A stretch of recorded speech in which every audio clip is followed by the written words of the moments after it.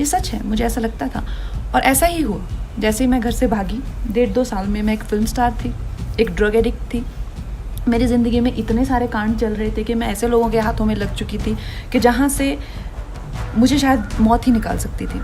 ये सब इतना सब डेंजर हो चुका था मेरी लाइफ में जब मैं टीनेजर ही थी। अभी बोर हो गए होंगे ना आप लोग घर पे, उदास भी हो गए होंगे, डिप्रेस्ड भी हो गए होंगे, कई तो रो रहे होंगे। अच्छा है, क्योंकि ये वक्त बुरा नहीं है। बुरे वक्त को कभी बुरा मत समझना। बुरा वक्त एक्चुअली में ओनली अच्छा वक्त होता है। अब आप बोलेंगे मैं तो फिलॉसफी चाह रही हूँ, ऐसा नहीं है।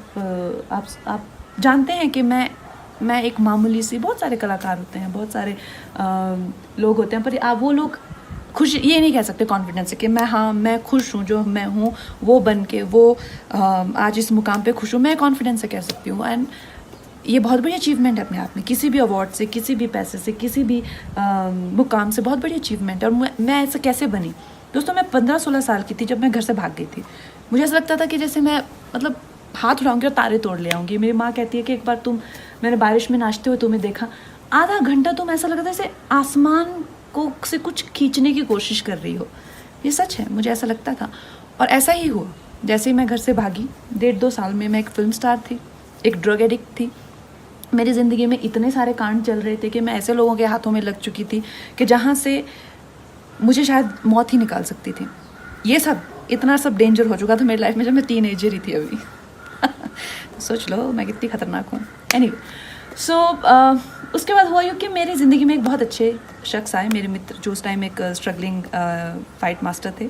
तो उन्होंने मुझे योगा मित्रता हुई तो उन्होंने मुझे योगा कराना शुरू किया। एक दिन उन्होंने कहा आंखें बंद करो। आंखें बंद की तो मैं रोना ही ना रुके।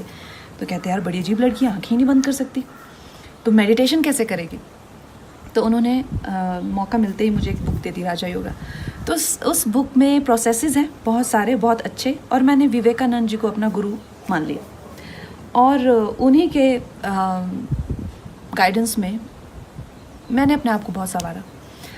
क्योंकि मुझे हमेशा से लगता था कि यार ये हैं एक्शंस मेरे। मैंने कभी किसी को अपनी स्थिति के लिए कभी किसी को नहीं सोचा कि यार ये इनकी करतूत है। तो I think that is why I could work on my self. और अगर वो मुकाम मेरी ज़िंदगी में नहीं आता तो शायद मैं भीड़ में गुम जाती, शायद मैं इतने आगे नहीं आ पाती। जो मैंने अपनी विल पावर को डेवलप किया है, अपनी इंटेलेक्ट को शार्प किया है, जो मैंने अपने टैलेंट को संवारा है, जिस तरह से मैंने अपनी ज़िंदगी को संवारा, अपनी इमोशनल हेल्थ को रखा हुआ है, जिस तरह से मैंने अपनी फैमिली हेल्थ को रखा हुआ, अपने इन्वायरमेंट को रखा हुआ, ये तो मैं कर ही नहीं पाती। तो ना मुमकिन ही नहीं था मेरे लिए अगर मुझे स्पिरिचुअल गाइडेंस नहीं मिली होती, गुरुओं का आशीर्वाद नहीं मिला होता।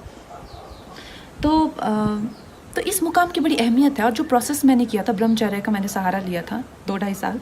उस टाइम पे मैंने एक फ़िल्म की थी फैशन, और मेरी एक बहुत अच्छी मित्र थी अश्विनी देशमुख, आजकल उनसे बात नहीं होती है, पर वो उस टाइम मुंबई मिरर की जर्नलिस्ट थी। तो उन्होंने देखा यार तुम क्या करती हो, सिर्फ सफ़ेद वस्त्र पहनती हो और उबला हुआ खाना खाती हो। तो मैंने उन्हें बताया, तो उन्होंने एक बड़ी भलती हुई सी स्टेटमेंट लिख दी कि कंगना टर्न सेलिब्रेट।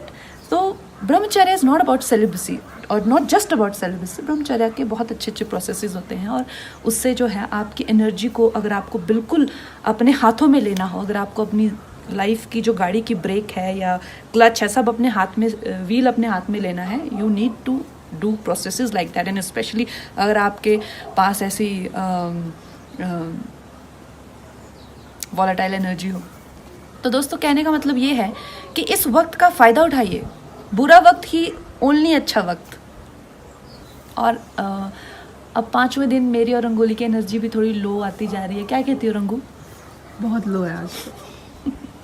तो हम इससे ज़्यादा ज्ञान नहीं बांट सकते। कट।